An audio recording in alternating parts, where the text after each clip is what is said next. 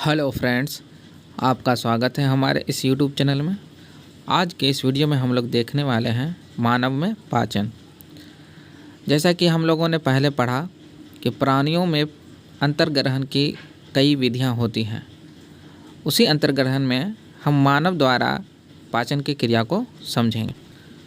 इससे पहले कि आपने हमारा चैनल सब्सक्राइब नहीं किया तो प्लीज़ सब्सक्राइब करें, साथ ही हमारा वीडियो पसंद आता हो तो लाइक करें। आप स्क्रीन पर स्क्रीनशॉट देख रहे हैं, इन स्क्रीनशॉट को आप पढ़ें या फिर एनसीईआरटी की बुक डाउनलोड करके पढ़ लें।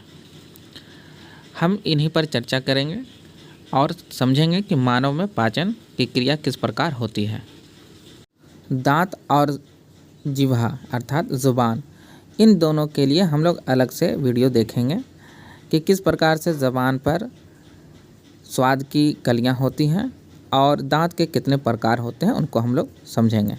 फ़िलहाल तो इस वीडियो में हम लोग देखने वाले हैं मानव में पाचन। तो सबसे पहले हमें जान लेना होगा कि आखिर मानव के पाचन तंत्र में कौन कौन चीज़ होती है।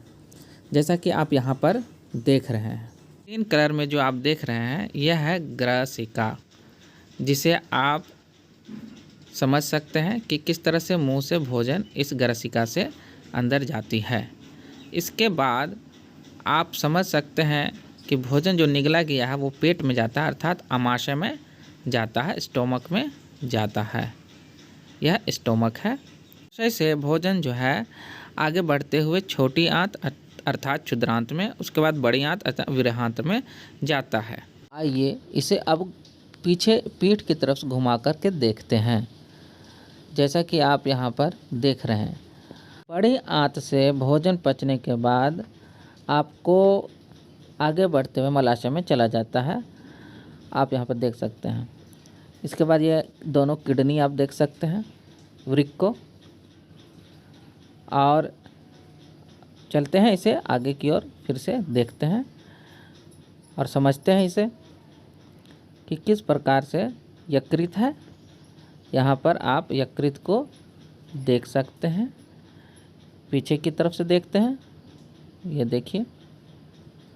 अब आइए ये देखिए, ये है पैनक्रियाज, जिसे हम लोग अग्न्याशय कहते हैं। ये पेट के पीछे होता है, पट्टी के रूप में मौजूद होता है। आगे की तरफ से ये पूरा नहीं नज़र आता है। इसके बाद आप ये देखिए गॉल ब्लैडर है, जिसे आप पित्ताशय भी कहते हैं। इस तरह से हमने मानव पाचन तंत्र के विभिन्न भागों को देखा। अब हम लोग पाचन की क्रिया को समझेंगे। सबसे पहले भोजन मुख में आता है, जहाँ पर उसे दांतों द्वारा अच्छी तरह से पीसा जाता है और इसमें ज़ुबान मदद करता है। और साथ ही साथ मुंह में बहुत सारे लार निकलते हैं, जो लार ग्रंथियों के द्वारा स्रावित होती रहती हैं। भोजन का मुंह के अंदर जाना ही अंतर्ग्रहण कहलाता है। मुंह में जो रस निकलता है, जिसे लाला रस कहते हैं, यह चावल के मंड को शर्करा में बदल देता है। जिस समय हम भोजन कर रहे होते हैं उस वक्त लार की प्रकृति क्षारीय होती है। इसके बाद भोजन ग्रसिका से होते हुए आमाशय में चली जाती है। आमाशय इंग्लिश के अल्फ़ाबेट जे के आकार का होता है, जहाँ पर आमाशय में जठर रस निकलता है। यह जठर रस 3 चीज़ों का बना होता है।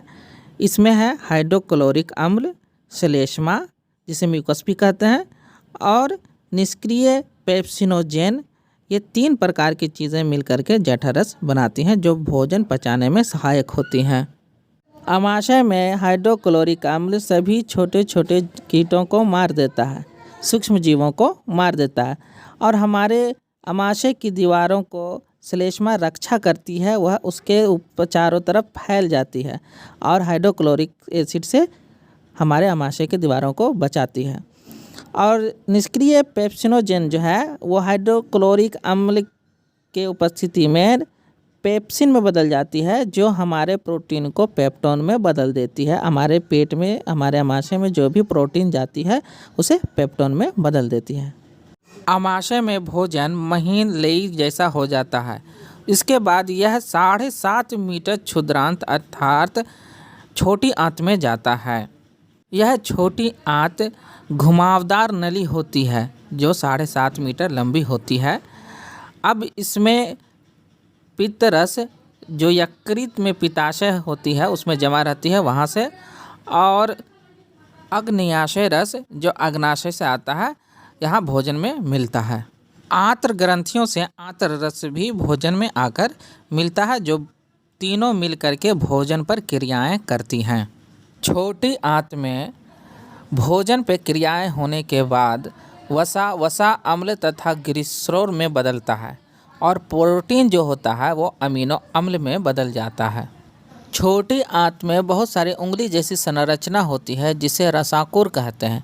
ये रसाकुर जो होते हैं भोजन के अवयवों को अवशोषित करते हैं जो हमारे शरीर के लिए आवश्यक हो। इसके बाद यह खून में मिल जाता है, रक्त में मिल जाता है। इस प्रक्रिया को हम लोग, इस प्रक्रम को हम लोग स्वांगीकरण कहते हैं।